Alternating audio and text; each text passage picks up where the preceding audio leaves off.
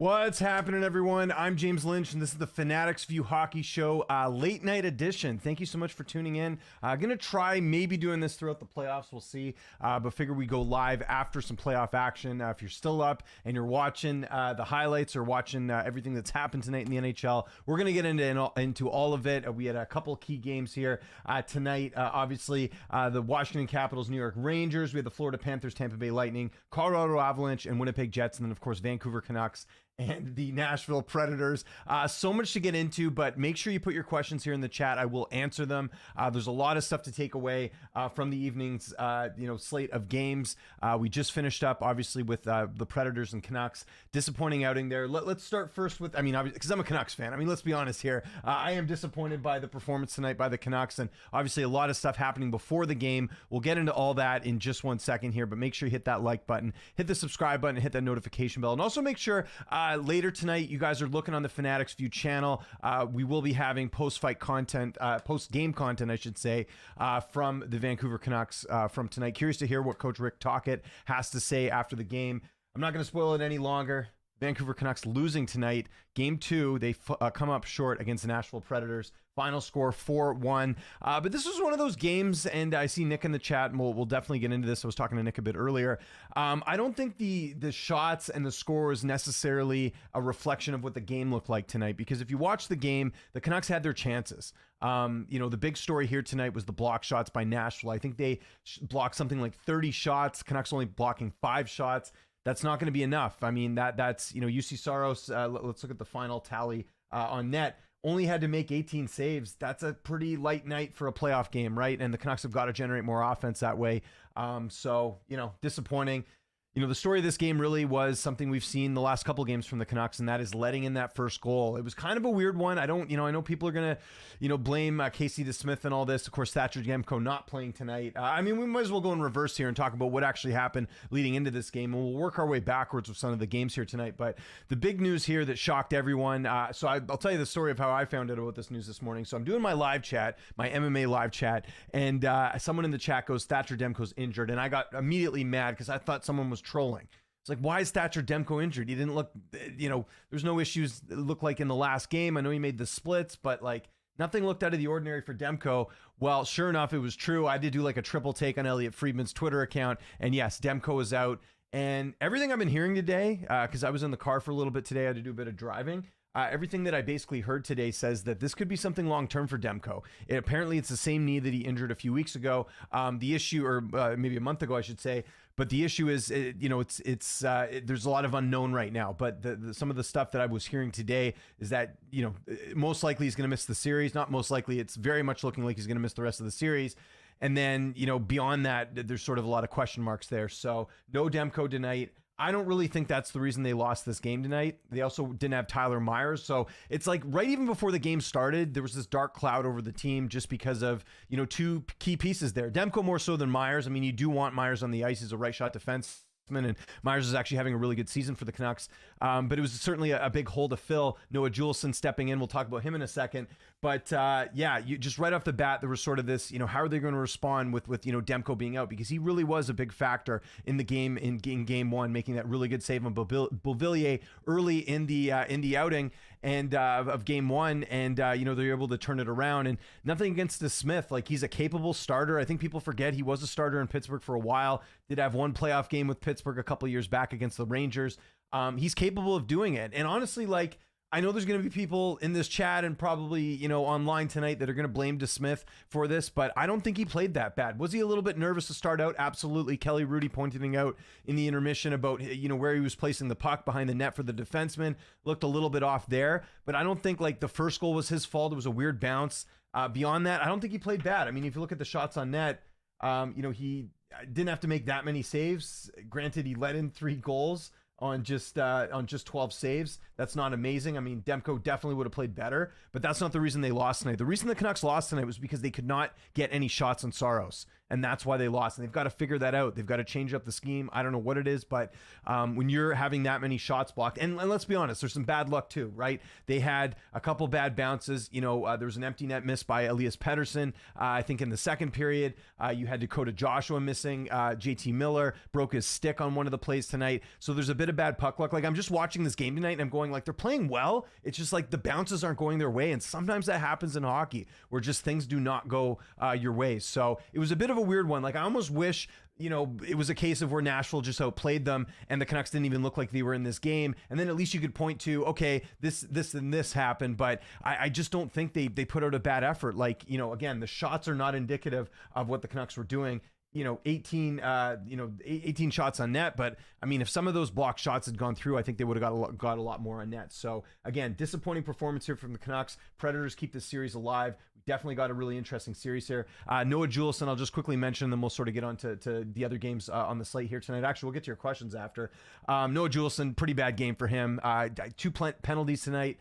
Can't be taking penalties. I mean, this is something that was discussed on Sportsnet Central before the game about, look, if you're not able to have your all-star goaltender to bail you out in net, then what's the way that the players can help out the team? It's, aside from playing good defense, it's not taking penalties. And there was a number of penalties tonight by the Canucks. And that certainly didn't help their case here. And I knew when they got the penalty in the third period that, Nashville was going to score, and sure enough, they did later on in this one. So again, if you look at it from like the lens of, okay, Nashville got a bit of a weird one in that first period. Second period, yeah, they definitely dominated the Canucks. Even though the Canucks got a goal there.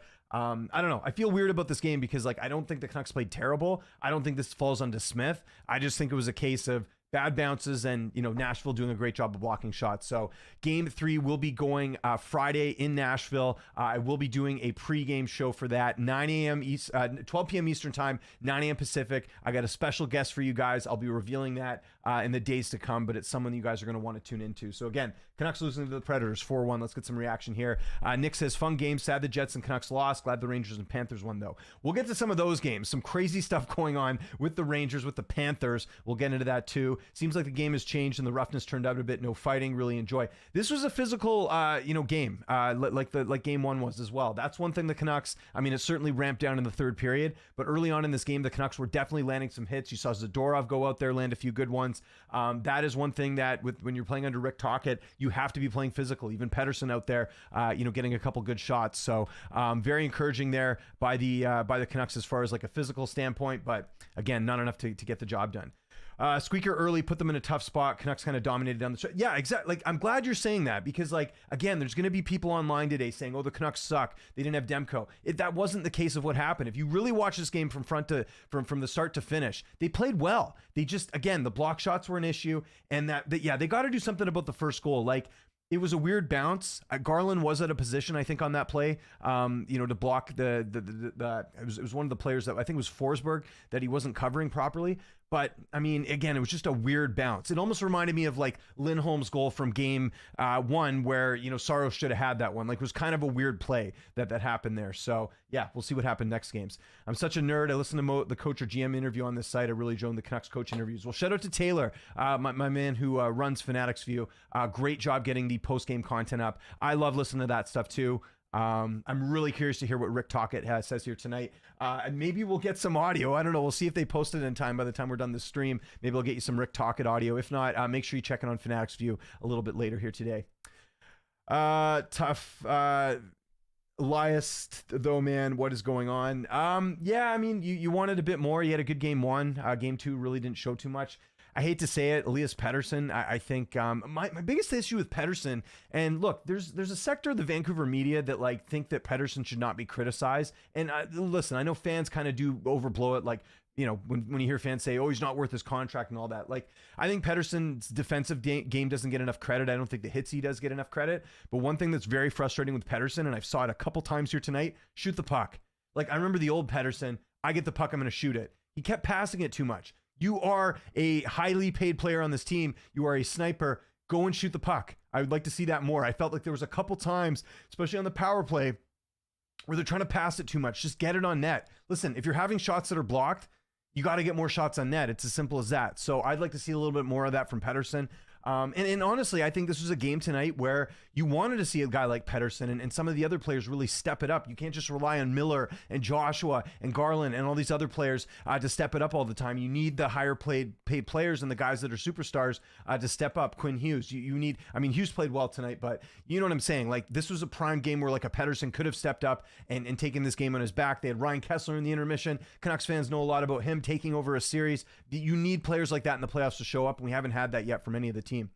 UC played good for us. I was more impressed with our blocking. I mean, yeah, he made the saves he was supposed to. Like, he did great. I mean, the only goal that the Canucks scored didn't really have much of an opportunity on that. But yeah, he played like he's supposed to play. Like, I think, you know, and I thought he played well in game one, minus that one goal. He's a good goaltender for a reason.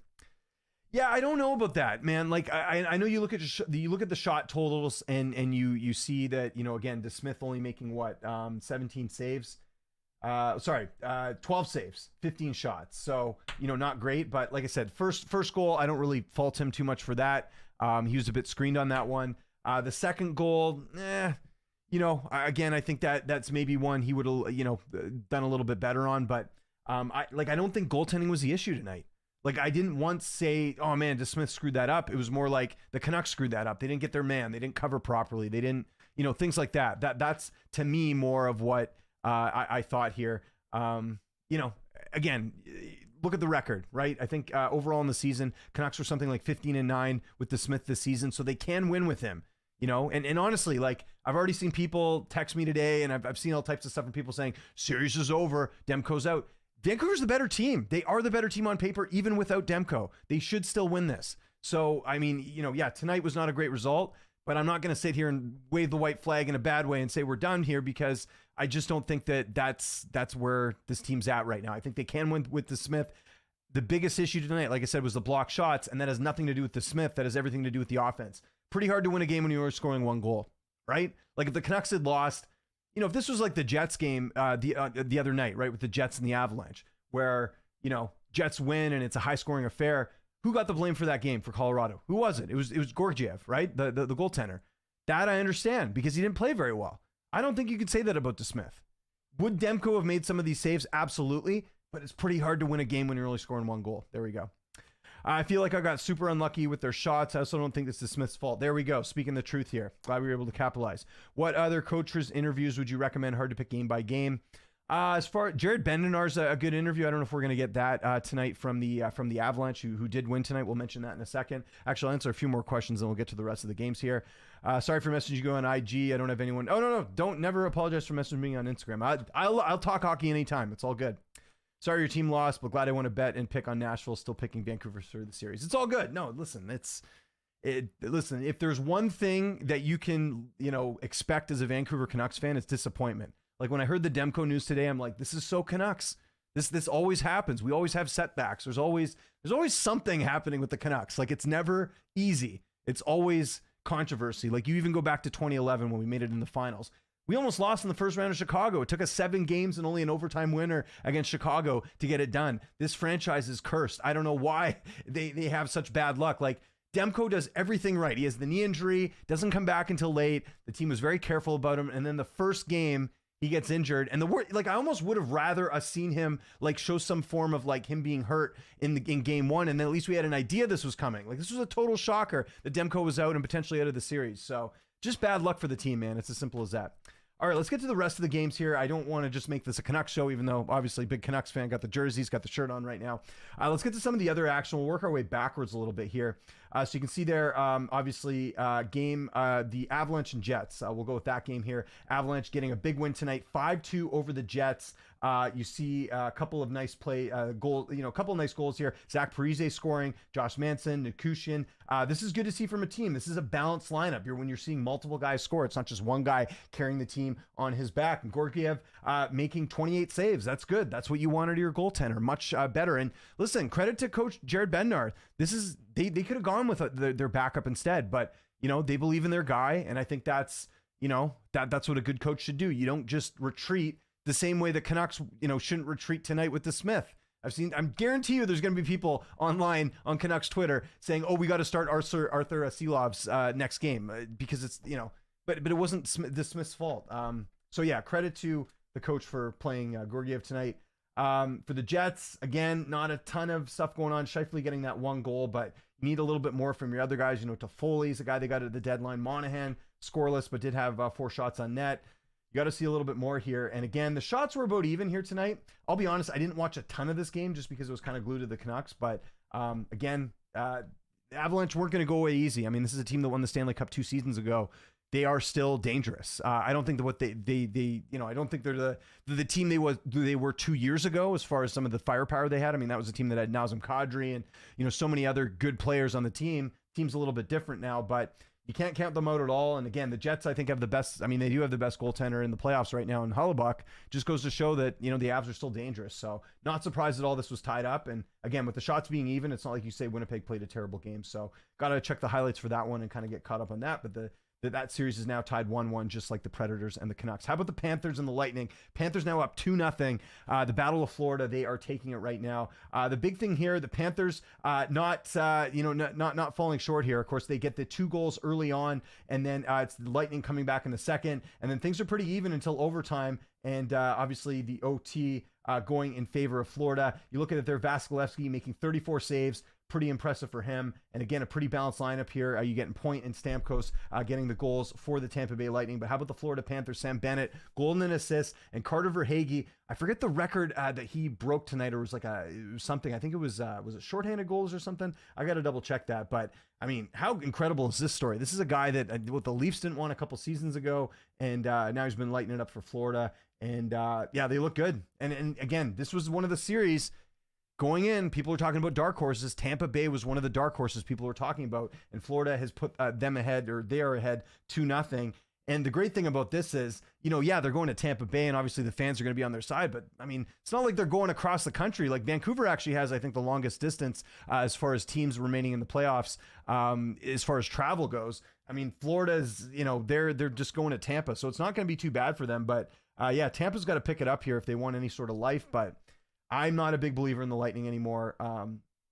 They've obviously got the goaltending with Vasilevsky. They've got Kucherov as well, who did get an assist tonight, but they're just missing a few things, I think. They're not as dangerous as they used to be. So again, big win there from the Panthers. The only team right now to go up 2-0. That's not true, actually. The Rangers and Capitals. Rangers are up 2-0. Again, Capitals not making it easy on them. They did get 3 goals here tonight, and kind of just looking at the shots on net, you can see there Lindgren only making 23 saves. You'd like to see a little bit more from him, but on the flip side, you got Shesterkin, 22 saves, also letting in 3 goals there. But this came down to the wire, but ultimately, I mean, the deeper lineup won, and that's what it's going to come down to. Like, you always love to see teams play the role of spoiler, or teams that everyone loves the Capitals. We love Ovechkin and stuff, but the Rangers are stacked, man. I mean, look at this lineup: Lafreniere, Trocheck, Kreider, Miller.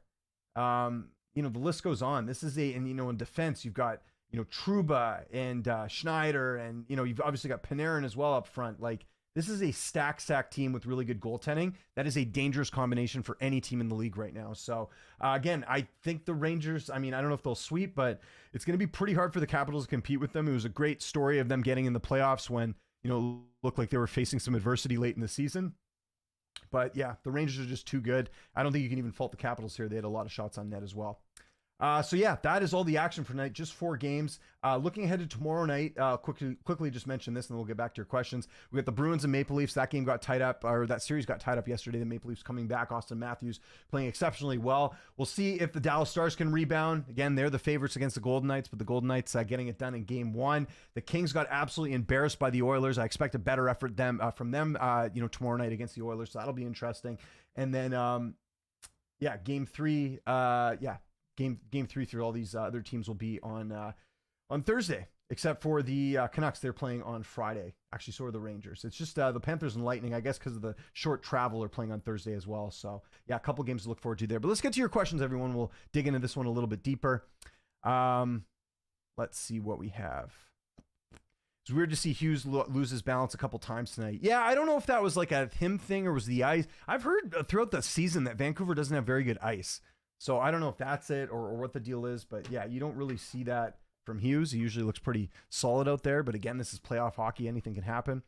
They got really unlucky with their shots and seemed to give up the puck a lot to the Predators. Well, yeah, but I mean, Vancouver had their chances. There was a couple times Like you could probably count, like if you wanted to count like missed shots and like shot attempts and all that, Canucks definitely dominated in that regard. I mean, Nashville had their chances, but the Canucks, like, again, it was a weird game because I don't think they played terrible. You know what I mean? Do I think Tampa is cooked? A lot of their top players lack foot speed besides Braden Point. I'll have to go watch the highlights, but I remember watching game one. I did kind of feel like they were a little bit slower than Florida, and Florida's just so talented, man. Like they got everything, right? Good D. Oh, but I didn't even mention, we gotta watch this here real quickly. Let me go find that save from Bobrovsky. I gotta find that. This might be the save of the play. I mean, I know the playoffs are still kind of young here, but check out the save from Bobrovsky. Just unreal. We got to watch this here. We're gonna show it. Is this it here? Look at that. That's not even a good angle. Let me find the better one that they had. Where is it? This was all over social media. We got to show another angle here. Because I don't think that one does it any justice. You got to see it from like far back. Well, anyways, here's the winner. We can show this, I think. Make sure no audio is playing. So that's the winner in the Florida game here. We can watch this right there. Look at this. Sticks with it. And then, boom. Good patience there by the Panthers. You notice he didn't just shoot it right away for Hagee. So that's what I think his stat is. OT winners, I think, or game winners for Hagee. I was hearing some stat about that earlier. Yeah, this was, I think, before Bobrovsky, but let me find the actual save. Did they not have it? Yeah, this, I think, is it, unless they didn't show it here. Kind of the same thing, but look at this. Dude, that's insane. That was really good. Anyways, I'm going to stop drooling over that. I feel like your guys' passing was sloppy, especially in the first. Yeah, I will agree with that. Passing could have been better for sure. I think it was interesting that, like, I think early on, I think the first goal just got them off to the wrong foot. They got to figure that out, man. It's just such a killer. Like when you're trailing so early, like how many minutes was that goal into the game? I feel like it was really early.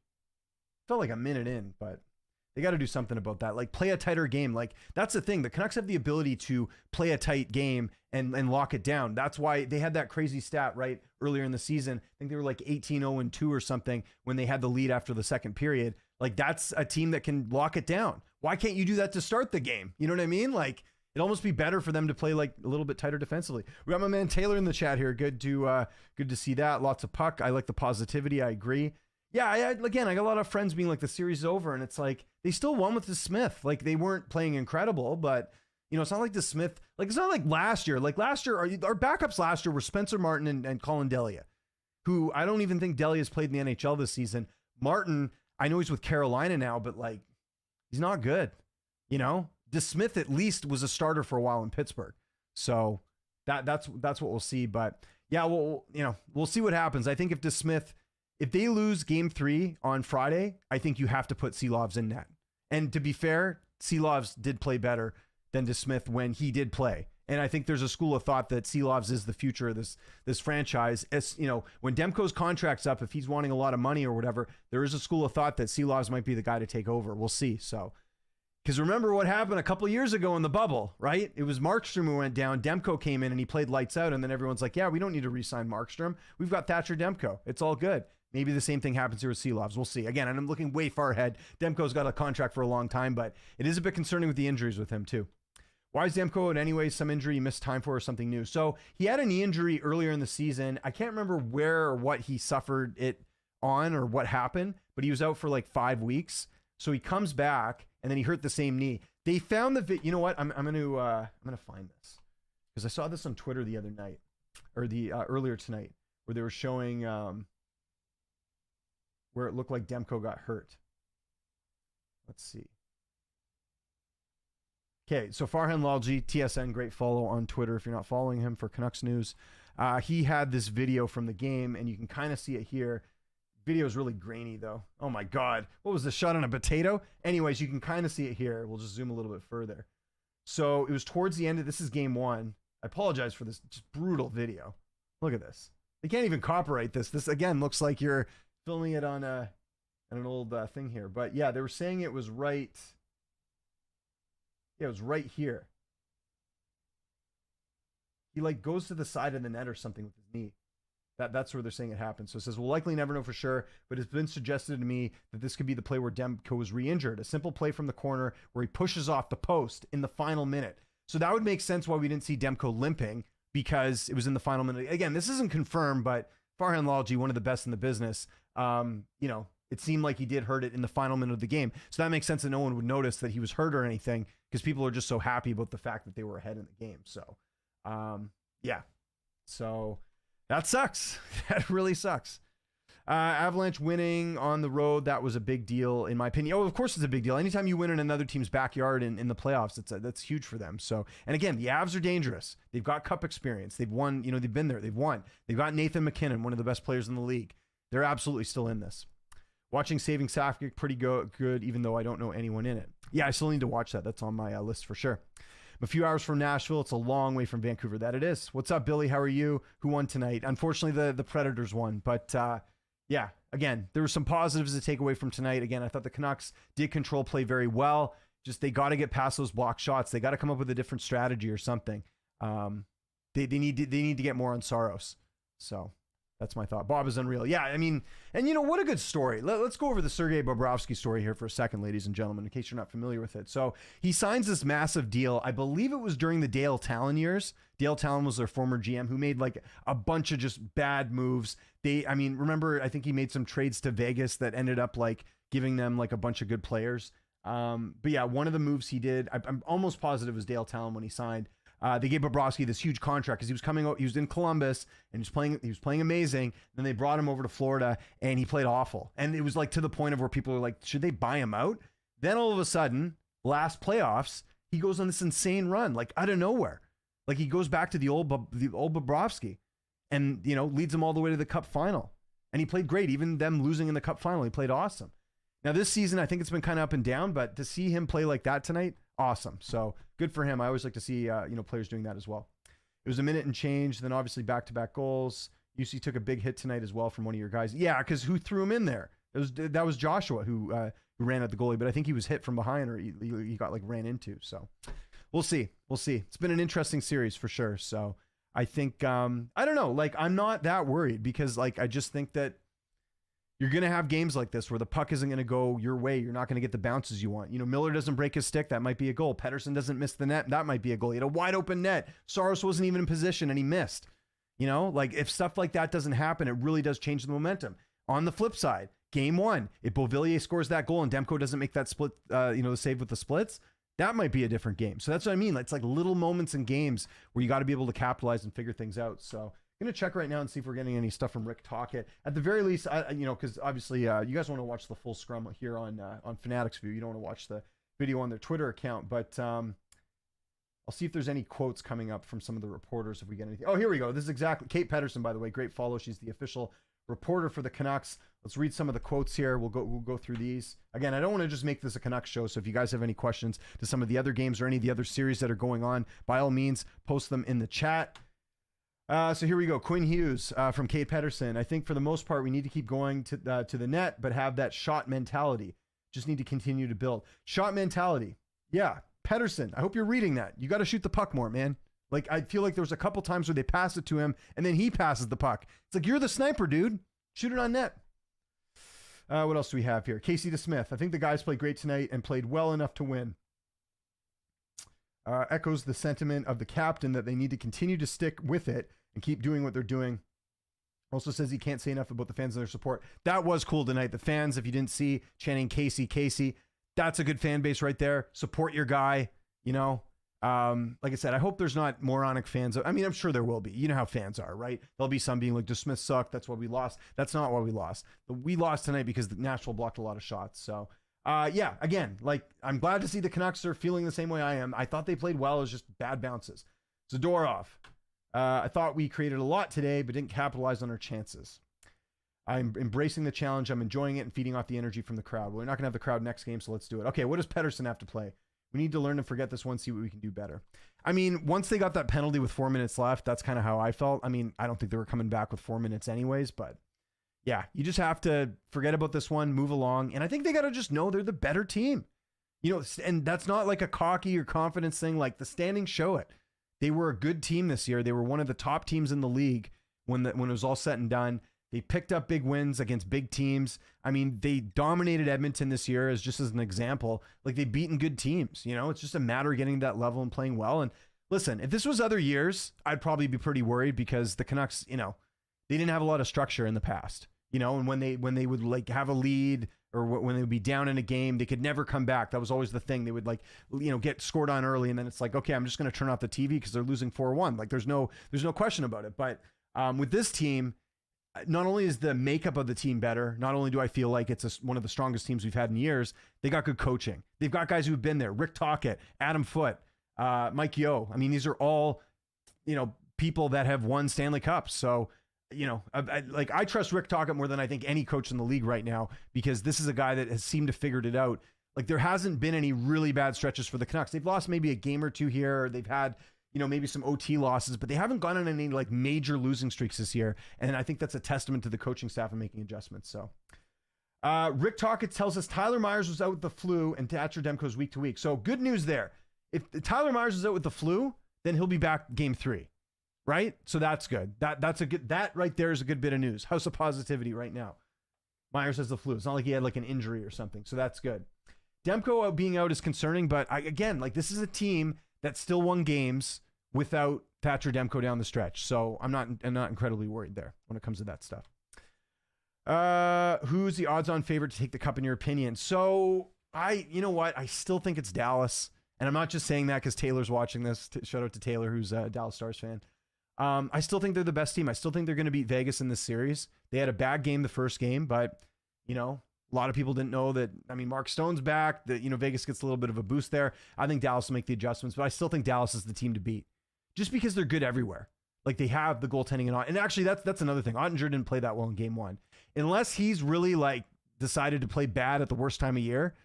Then I don't see any reason why they can't win it. Because to me, it's got to be teams with good goaltending, good defensive depth, which is what Dallas has. They have Tanev and all these other guys.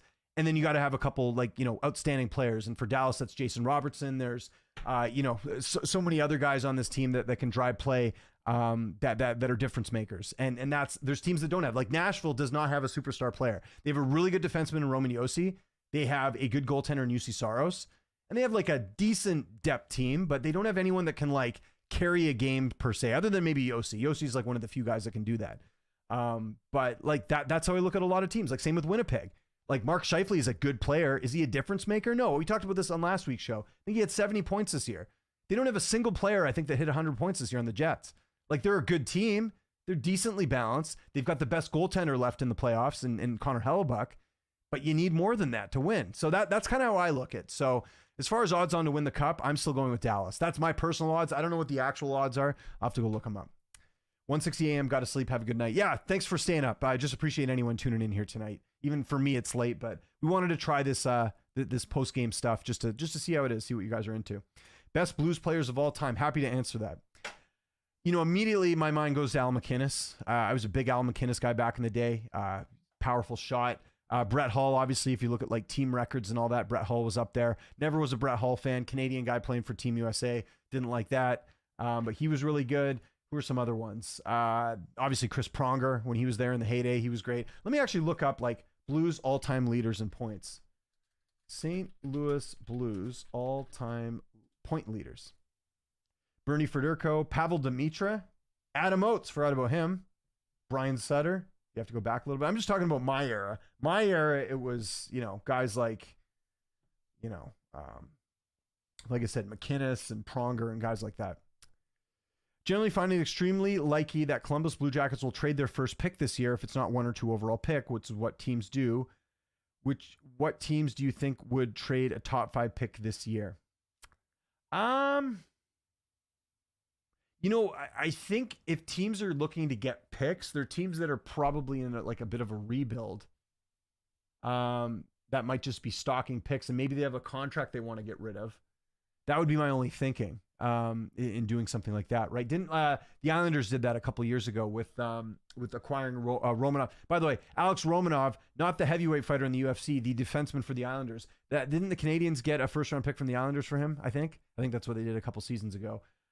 So Yeah, I could see that with Columbus because they kind of have to, like, they can't really do a rebuild because they got Gaudreau to that, like, really big contract, right? So they got to just, like, move some pieces around. So I would tend to believe that as far as, like, trading partners, like, Montreal could be one. Like, is there anyone on that team that they're looking to unload? I don't know. Yeah, it would just be a team that, like, wants, and the other thing with first round picks is that gets you cap space if you're trying to unload a contract. So that's another thing too, right? So it would have to be, think of teams that have cap problems or maybe have someone they don't think they can sign or something like that. Do you find it likely that the Oilers trade Leon Draisaitl before his contract expires? He currently makes $8.5 million a year, and the Oilers have cap overages going into next year. When's his contract up? I don't think it's up for a couple seasons, right? Or is it after next season? I think they can afford him. They just have to, like, when's here? Let me look at cap friendly. Where are we here?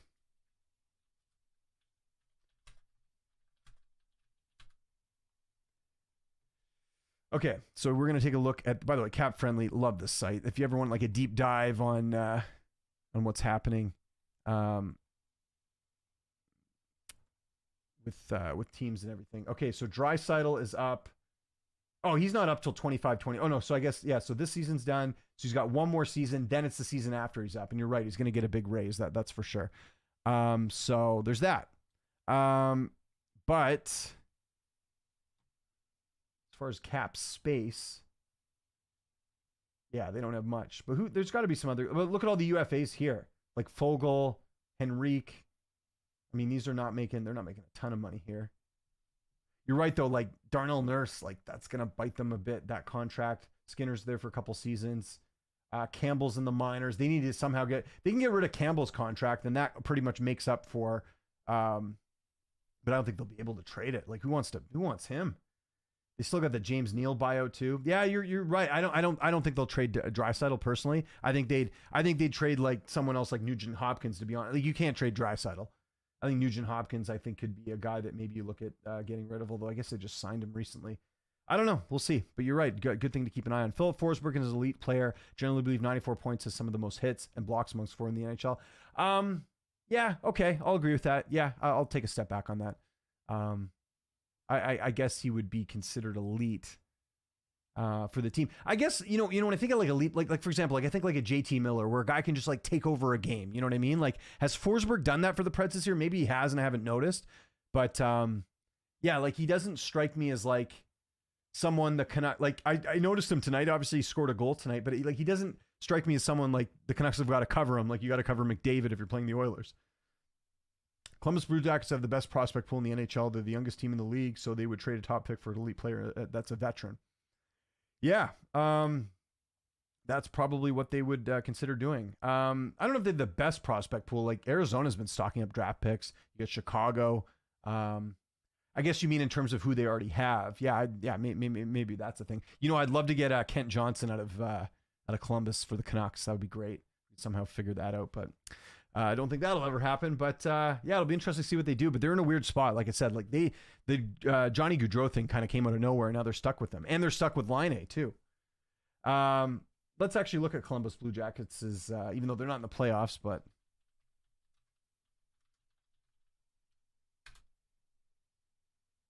why is Teddy Bluger not coming up? Anyway, why? Here, hold on. Let's go Blue Jackets cap friendly. For some reason, that's working better than the actual search on their site. Yeah, so they have $4 million in cap space. They got Gaudreau signed forever. They got Boone Jenner signed for a couple more seasons. So they got the cap space. They got a young team. Liney's, they still got him for. Oh, they only have him for another season. Okay, that's interesting. Sorry, 2 more seasons. So, yeah, we'll see. That Gabranson contract, what a bonehead move that was. $4 million for a guy who's like a 4th, 5th defenseman, maybe 6th defenseman. He's not even that good. That's a tough one. Yeah, we'll see. We'll see. That's going to be interesting. Love Cap Friendly. Thank you for the hockey content. No, thank you for tuning in, Troy. I appreciate it. Again, we're trying something new here on the channel. Going to get some instant reaction to everything that happened on the Canucks game tonight. I'm basing the prospect pool based on Brian Bader's model. If you aren't familiar with those prospect projections, I encourage you to check it out. I'm not. Can you post something about that in the... Or hit me up on Twitter or something. Let me know, because I know you follow me on there. Let me know about that. I got to check that out. Wonder what the Canucks rank, because they a couple of years ago their prospect pool was not very good, and they've since Alvin's taken over, they've done a great job signing like college free agents, and they've gotten they've also got they've accumulated some picks, and things will look a lot better than they did a couple of years ago. Like during the Benning era, they just traded all their picks. They kept doing this thing every year where they trade like a second round pick or third round pick to get like a work in progress type player. Like, hey, we're going to get Sven Barchi from Calgary and hopefully he works out. Hey, we're going to get Lyndon Vey from the LA Kings and hopefully he works out. And they never did. It was like the worst strategy. They didn't have no picks. And then the guys they did draft, I mean, Benning did draft. I mean, they did draft Pettersson and they did draft Hughes. Hughes fell to their lap, though. Let's be honest. Detroit should have taken Quinn Hughes. They took, what was that guy's name? Who's not even playing for Detroit anymore. I'm going to go look that up right now. Again, keep the questions coming, everyone. Really appreciate it. Who's the guy that was taken ahead of Quinn Hughes? Philip Zadina, who is not playing for the Wings anymore. He is playing for the San Jose Sharks. They got rid of him. And he was a right winger. Like, it just, I don't know. Thankfully we got Quinn Hughes there. A lot of teams missed on that, though. Ugh. Not a very strong draft, kind of looking back now at some of the names that made it there. What else you guys got? Let's go back over the scores again from tonight, see if there's any more post stuff that we can sort of take their way. I am going to follow him right now. Troy, thank you so much for that. Just hit him a follow there. Rick Tocchet, a guy. Here's another Rick Tocchet quote that we can kind of use here. Rick Tocchet saying, what do we got? A guy like Zadorov, who's a breath of fresh air. He's a funny guy. He's great in the locker room. These are the guys in the leadership group you rely on. Yeah, I like Zadorov a lot. I hope we can keep him. I think cap-wise, it might not happen. But by the way, this is Brendan Batchelor. He does the play-by-play for the Canucks radio broadcast. Another good follow as well. Let's go through some of the quotes here quickly. Petey's a young kid. This is his first taste of pressure. This is good for him. He's going to learn. Good. At least he recognizes it. Give Nashville credit. They hung in there. They blocked a lot of shots, and they scored when they had to score.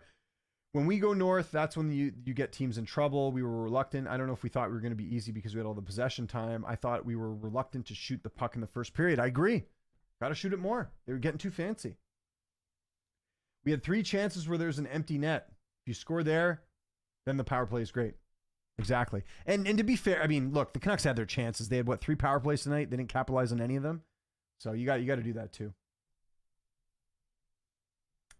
We're going to rely on the resolve we had this year. They had 4 or 5 chances on 5-on-5. I'll take that all day long. Give them credit, though. They did what they had to win. So, not throwing shade there, but yeah. Yeah, it's interesting. We'll see what they do for game 2. Let's get back to the NHL scores, though. Any other things we can kind of take away here? Let me go... just trying to think who we can look, if we can get any other sort of reaction here. See if Elliot Friedman said anything here tonight. By the way, a great follow on Twitter. Most career, this is what I was looking for. Most career post OT goals. Joe Sakic 8, Maurice Richard 6, Corey Perry 5, Glenn Anderson 5, Carter Verhaeghe 5. Good for him. Good for him. That's awesome. Yeah, not much from Elliot. I'm trying to find some like post stuff from other teams. Maybe Sportsnet will have something here as far as like quotes or whatever. If there's anything good we got to show here.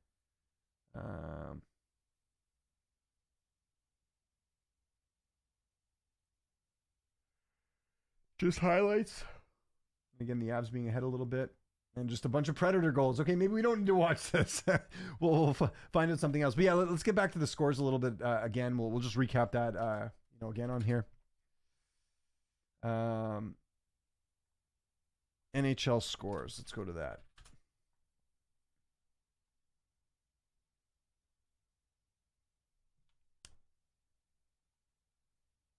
Again, keep the questions coming, everyone.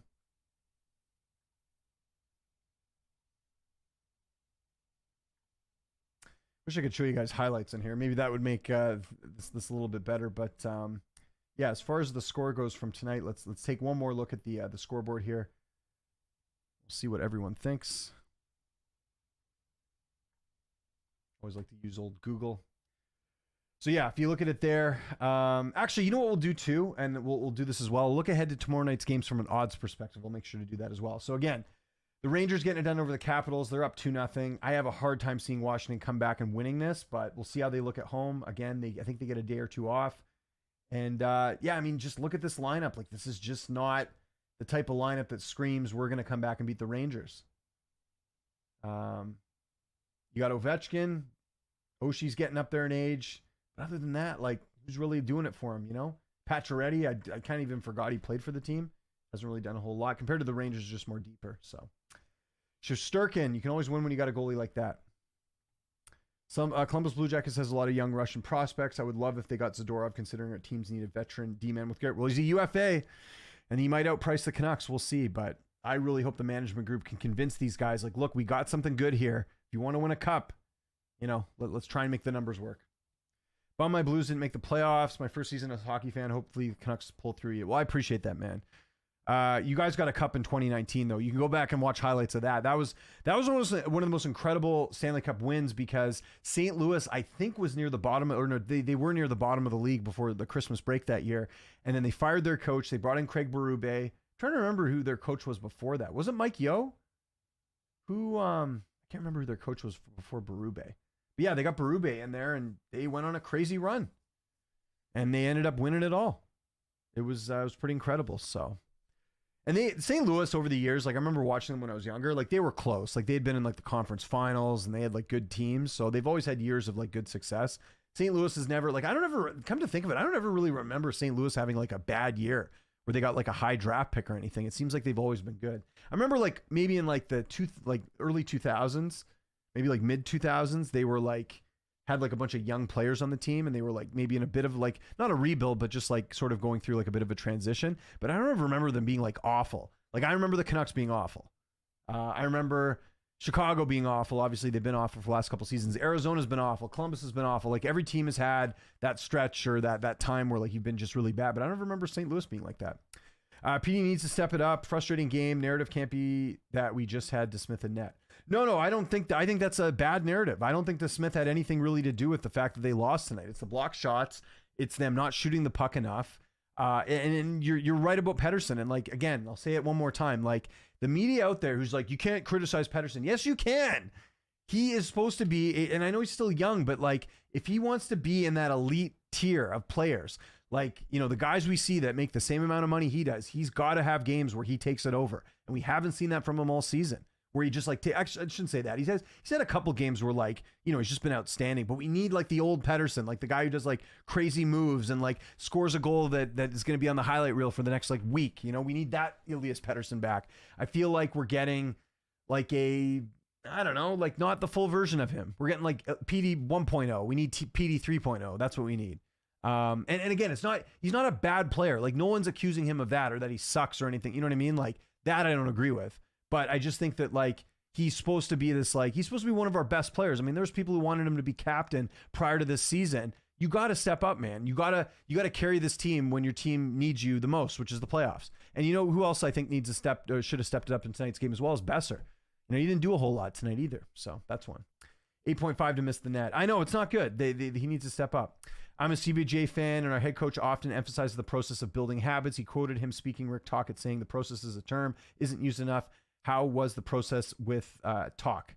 I think, like, again, I think that I think Tocchet is one of the best. Like, you know, he's going to win the Jack Adams this year. I just like the thing that we've been missing in this market for so many years is like we had Travis Green, we had Boudreau, we had Willie Desjardins. We've had all these coaches since basically Vigneault. Vigneault was a great coach. Like, Vigneault is always going to go down as one of the best Canucks coaches in history. But the thing I like about Tocchet is like he calls it like it is. Like, no like sugarcoating. Like, hey, we played a good game. It's like, no, guys got to step up. And he doesn't like call it specific players, but like he's very realistic with the fan base. Like, the stuff that we watch at home, he's very much like that too. And he knows there's areas that need to be improved on. And then on the flip side, like from what we've read tonight, I think he recognizes that the Canucks played well. They just didn't play well enough to, you know, make it count on the score sheet. So I think the structure they have put in, like, you look, like, even just a small example here with the Canucks, like, look at JT Miller last year or the year before. I mean, I know he scored 100 points a couple years ago, but look at JT Miller with his defensive play this year compared to seasons past. It's much improved. Look at Tyler Myers. He's having a career year. I think that has a lot to do with Rick Tocchet. There's certain players that are thriving under Tocchet's system, and they are trusting the process, and that's where you're seeing the difference. Like, there was people that wanted JT Miller traded last year because he wasn't playing good defense. They're like, all this guy does is score, like Kuzmenko. And Kuzmenko found it the hard way. That's why he got traded to Calgary. Guy didn't play defense. Yeah, it's great. You can score a lot of goals, but you're also on the ice when we're getting scored on. That's not good. That's hurting our team. So, yeah. As far as players that need to step it up, like I said, Pettersson, Lindholm's got to step it up. I mean, I think it's pretty much guaranteed that Lindholm's out of here after the season. I mean, there'll be some team that pays him a lot of money. I don't even mind that we traded the first. The first is going to be a low pick this year. Kuzmenko was a healthy scratch anyways. I don't think the Canucks gave up that much to get Kuzmenko for Lindholm. I think you took a swing on Lindholm. It didn't work out. I don't think Lindholm is what he used to be. Because to me, like, you got to step up in games like this. And he did, and he hasn't so far. Totally agree. On Pettersson, I'm assuming, yeah. Watch every Columbus Blue Jackets. They have so many flashes of brilliance every game, but they give up the most third period goals because they can't dial in. Well, when you have Erica Branson as like your top 4 D man, that's probably why. Because we had him in Vancouver and he wasn't very good. So much so that like we traded Jared McCann to get him from Florida, and it was supposed to be like this, like, oh, finally we got like a good defenseman. And like Branson, like I think at the end we got Tanner Pearson for him. Like he's not that great. So there's some flaws there on that lineup. They're still looking for a new GM, right? Because they fired Kekalainen, right? So they got it. They got to bring in someone that knows what they're doing, and I think they can make a couple tweaks. And yeah, you could be absolutely right. They could make a good run for it. But I mean, I feel like the Blue Jackets got off into the wrong foot just with the whole Mike Babcock thing. Like that was just a total disaster, bringing him in, and I don't think Babcock will ever coach in the league again. Like there's too much bad blood there. Some of the stuff he's done. But we'll see what GM you guys get. I hope you guys get someone good, because you guys have had a lot of suffering. Like, you know, it hasn't been. Yeah, and you guys have good fans from what I can understand. Like I see, you see the crowds there. You see people talk. I've talked to some Americans that have been from Columbus and talk about the fan base. It's very passionate, but it's just there hasn't been a lot of winning there. Your branching is actually good this year. The problem is actually Provorov. Is that really okay? I would have thought it was thought it would have been the opposite. Well, good to know. See, I got to watch more Columbus Blue Jacket stuff. I still want to go see a game there. I told you guys my goal at the end of my life is to go to an NHL game in every arena. That's the goal. So I've been to a lot of them so far. Since we got some time here today, I'll tell you all the arenas I've been to: Vancouver, Toronto, Montreal, Ottawa, Nashville, Detroit, Chicago. I said Nashville already, I think. Vegas, and that's it. So I've only been to 9 of the 32 teams. I got some work to do. Oh, Seattle, been to Seattle, so that's 10. Where else have I been to watch hockey? I saw the Coyotes play back when they were at the American Airlines Center when I was a kid, so I guess we could count that as like an 11. But I need to see more. These are things I want to do in my life. Provorov has too many bad turnovers. There we go. Here we get Eric Tulsky and the current assistant GM. No one's getting that guy. I think Carolina's knows what they have in him, and they're going to keep him as much as they can, because it seems like a lot of teams wanted him, because he's the guy's he's an absolute genius. He's really good. But you're right. Like a guy like him, who's a guy to keep an eye on is, and I know it didn't work out for him in Buffalo, is Botterill. The guy who used to be with Buffalo. He's supposed to be like a good hockey mind. He might be a guy that you guys look at for a GM who deserves an opportunity. What I think that also the assistant for Tampa Bay, I think he's still with them. Darsh, is that his name? The assistant GM at Tampa Bay. He's pretty good. So, yeah, we'll see. What else do we have for questions? Again, let's go look at the odds for tomorrow night's game. We're going to wrap things up here pretty quickly here. Again, appreciate to all of you who have tuned in here to a special edition of the Fanatics View Hockey Show. Again, we will be back Friday previewing Game 3 of Canucks in Nashville. What do we have for hockey? Okay, so let's look ahead to tomorrow night's game. So right there, you see the Leafs are favored -117 against the Bruins. I don't get that, actually. This isn't Game 3. Oh, no, Game 3 is in Toronto. That's right. I got confused for a second. For some reason in my head, I had it that Toronto was the higher seed, but they're not. So that's why the Leafs are favored, because they're at home. Okay, I can see that. Might throw a little stab on that. The Stars are favored. I was kind of hoping the Stars would be underdogs because they lost. Vegas, that's tempting. Vegas at almost 2-1. Or Stars almost 2-1 over Vegas. I guess because they feel like Dallas will bounce back, which they probably will. But still, that's those odds are tempting. The Oilers, you're getting them at just under 2-1. I think they're probably going to win again. It looks like they have the Kings number. Kings just look totally lost. And Edmonton's at home. I might have to hit that. And the Islanders are at home, and they're underdogs because they blew that lead the other night. Yeah, I still think Carolina wins. I think Carolina and New York are like, if you're going to bet like favorites, I think they're the two that you just stick with. I think if you had to look at the two worst teams that are in the playoffs right now, and this is not like throwing shade at them, I'm just saying like how outmatched they are, it's New York and Washington, I think. But we'll see. We'll see. Yeah, Hurricanes minus 160. Getting them under 2-1. That's some tempting odds. By the way, the over did not hit tonight on Nashville and Canucks. The over, I think, was 6.5, and it only hit 5 tonight, so I lost on that. Also lost on the Canucks as well. So what are you gonna do? Got to win my money back here tomorrow night. Maybe we'll bet the Stars. The Oilers, though, no, I think the Oilers are gonna win. I mean, like, I'd be pretty shocked at how they looked last night. They looked pretty good. Do you think we'll get Rempe versus Wilson? I hope so. Do I think we'll do it? Yeah, I bet it happens. Especially if Washington loses again. Like, what do they got to fight for at this point, you know? Columbus has been rumored. The owner of the London Knights, Mark Hunter, also Matthew Darsh. That's the guy I was talking about for Tampa Bay. Yeah, he was a finalist for the Canucks job. I think he's a good hire. And Mark Hunter, he used to be with the Leafs, but that might be a good move too. Having my doubts now, the Rangers are leading hard. Yeah, I guess that's true. Would Rempe want to fight Wilson? Probably not. Maybe if Wilson instigates it, maybe that could happen. I like Toronto tomorrow, assuming Nylander plays, which I think he will. So we'll see there. Minus 117 for the Leafs there. All right, guys, let's get a few more questions here, and then we're gonna wrap things up. Really like these streams, man. You doing lunch on life? Yeah, I'm gonna do lunch on life tomorrow. I haven't set the shell yet, but I'll do that tomorrow morning.